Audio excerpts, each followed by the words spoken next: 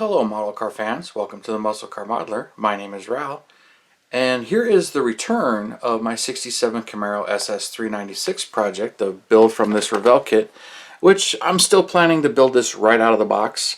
So I'm doing it straight from this.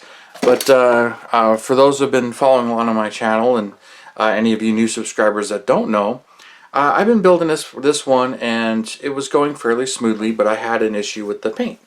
And basically the paint I used didn't dry, and it got really, it was drying. I let it dry for a long time, but it was still soft and gummy, and I had a few issues with it. And I went ahead and put the decals on it thinking, oh, it'll cure in time, and then I cleared over it, and while the clear looked really good and the clear itself hardened, the paint underneath was still soft and gummy.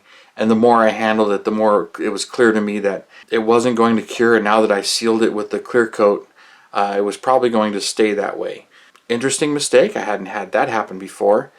And I had a number of you guys wanting to know what scale finishes was concerned about it. But even when I talked to Jamestown on that, it was kind of like that's an unusual situation. And he had a hardener for the enamel as well.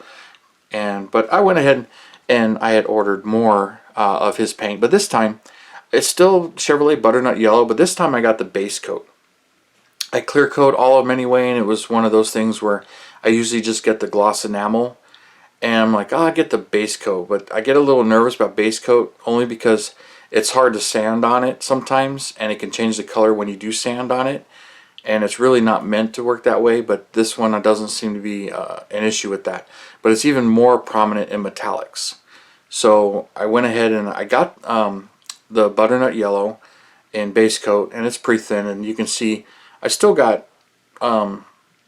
almost half of the bottle left of this. So, and I ordered some other paint, and even as base coat, it's still got a nice shine to it, which is a bit of a surprise. I figured it would dry a bit more dull than this, but it's still got quite a bit of a shine, and still lays down really nice. His paints usually lay down really nice and have great coverage. So after stripping this and repriming it, and I really didn't have to do any body work to it, I got some more of the paint on here, and so it's pretty much at the stage where I'm ready to put the decals back on it and get this thing cleared. I did do some color sanding of the trunk because my airbrush decided to spit some stuff out right there, to my surprise. And so I color sanded it out, and I was ready to do another coat. But after color sanding it and seeing it, I'm like, I really don't need to do another coat. I can. But as of this very moment, I don't feel I need to. I'm not rushing this one, but it's back on the bench. So, and then that reminds me, speaking of all of that, when I featured that the hardest thing that I thought was going to be for me would be finding another set of decals for this kit, because this kit's getting a little hard to find. I have to thank the community, because I got numerous offers saying, hey, I've got those decals, I don't plan to use them, I'll send them to you. And right away I had at least 5 or 6, and I had many more after that as people had seen the video. And for that I'm very thankful. But Frank Steffens, if I'm saying that properly, he came through and he sent me the decals. So I got another set of decals from him. And he also went so far as to send me the photo etch from Model Car Garage as well. But I'm planning to use only the decals, so I'm building this right out of the box. But he already had my address and all my information from sending me parts already for something else. And I couldn't tell him no, of course, because he had all the information. It's like, all right. The main thing was I didn't want, 2 or 3 people sending me decals when I really only needed one set. So for that, I'm very thankful. I appreciate the support there, and that's just great. The modeling community is usually pretty good about all of that, and I hate to ask for help. It does happen. And as some of you know, if you ask me for help, if it's something I don't need, I've sent it out too, other than just asking for freight. And I offered to pay, but he said no. Sent me the decals and everything. So it's getting there, and it's back on my bench, and it's ready to go. And I got a couple more back on the bench too. My 67 Shelby convertible is back on the bench as well. So a couple of them that have kind of stalled for a little bit, they're back going. Plus a few others that I've been kind of working on. I've got them finished or almost finished, and I'll get more into them at a later date. But this thing's coming along. So I'll show you some of the rest of the progress. I mean, obviously the body's painted, needs decals. Started working on the interior, but was pretty much finishing the chassis. So I'll give you a look at the chassis. Here's the engine, and all of this is built right out of the box, and so I'm not really super detailing it or going to town on it, other than just paint detail and just some of the stuff like touching up a little bit of aluminum on the alternator, and flat black in there to where the flywheel cover would be, and just touching it up a little bit, and then, you know, putting a dab of black in the exhaust pipes, you know, little stuff like that. But not a whole lot of, you know, I was half tempted to paint the brake lines, and I may still do that, but I put the rear axle in line, but they kind of stop right there. So the brake line's on one side and the fuel line's on the other side, so I may still highlight those a little bit, but didn't quite get to those. And, you know, got the sway bars in there painted, but the clamps I painted black. Same thing with the rear sway bar, which kind of floats, but it's there. And I'm not sure the SS has the rear sway bar. That should probably be a Z28 part, but I'm not 100% sure. But that's a 12-bolt rear end, and I'm just getting it all together. And there's some things I really like about this kit, but there's like one inaccuracy that I see right away, and I noticed it, but I'm not going to fix it on this one. 67 and 68 alternators on the Camaros are on the driver's side, not the passenger side. And I don't believe 67s had the smog pump, or if they did, I'm not really sure where they're at. 68s had the smog pump on this side up high.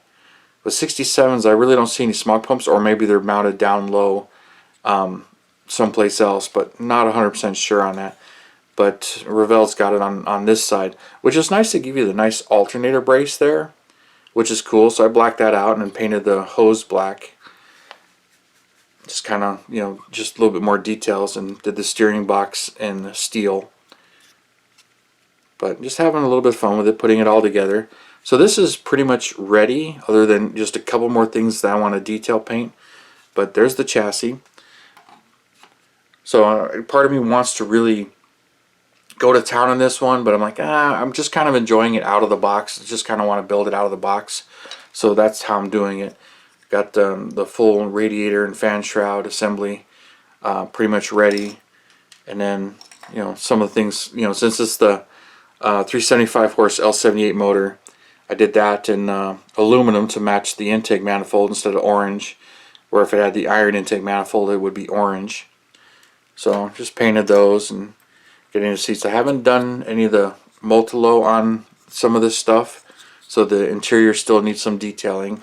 And part of me wants to swap interiors with the Nicky kit, but I'm just going to leave them both alone, because the Nicky's an RS, but a lot of the Nicky cars actually had base interiors, where that kit has a deluxe interior and this kit has a base interior. And this one being the SS, a lot of the SS's had the deluxe interiors, but just kind of leaving that alone. But one thing I did see that's kind of got me baffled, like here's the battery that you get in this kit, and there's no brace, and it's, you know, I usually just detail paint them, but the decal they give you, which is right here, so here's the decal, it's split. It's one piece, but the L is missing, the E and L is missing. Like the brace that lays on top of it and holds it down would cover that and hide that. And that's kind of how the decal is made, to have that brace, but the battery doesn't have that brace. So this decal doesn't really fit that battery. So I'll probably just find another Delco decal in my stash and put that on the battery and not use this one. But that's really the only issue I see here. Got the gauges and all of that stuff, and the horn button. I'm going to put all of that on the interior.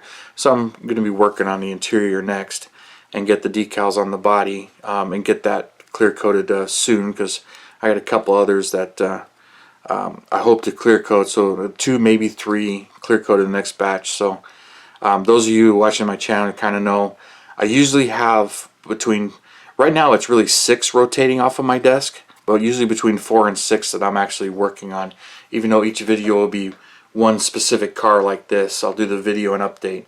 But my desk is usually me doing a whole bunch of them at one time, where I'm using kind of the same colors but bouncing back and forth between kits, which is good and not. Like, this drive shaft managed to vanish on me. Ended up in one of the other kits, so I had to look around for it, and I did find, not even 100% sure if that's the right drive shaft, but it fits. And it ended up in one of my extra kits, not in one of my, it ended up in one of my kits as an extra drive shaft, and I wasn't sure where it went, so I put it in my organized parts box. So when I noticed this one was missing the drive shaft, I would check the kits, and none of them had it. But working on, I went in there and I saw, oh yeah, there was a couple that did get painted and thrown in there because I didn't know where they went. They were either extras or not needed, or I made a new drive shaft, which I've done that before as well. But this one's back on the bench. It's getting back to some attention, so I get the decals and work on the interior and get the decals on this, and I'll probably wait for my 67 Shelby convertible to me finish painting that one, and I'll clear those two at the same time. And I've got another one that I'm getting ready to start here, that hopefully I can get that body painted and clear 3 of them at one time. But when I showed the explanation on this and the ones I was working on, I showed my Skyline GTR Z-Tune, finished that one, and working on the Shelby, the 2020 Shelby, which I'll show a little bit more on that, and plus my Dodge M4S Turbo Interceptor. So I've got a bunch of them that are rotating on my desk, but 2 of them are major body work, 1 of them isn't. So I don't know what stages, and when I get to clear coat, how many I'm going to be clear coating on that. So it's probably going to be another month. But working on this, you probably won't see it for another month as far as update goes. But back on the bench, back in progress, and coming along nicely. So I just wanted to share with you what's going on, where it's at, and appreciate all the support and help there. So it was greatly appreciated. So you guys, thank you for your comments, your subscriptions, and everything. You guys, you have a wonderful weekend, and I will see you next Saturday.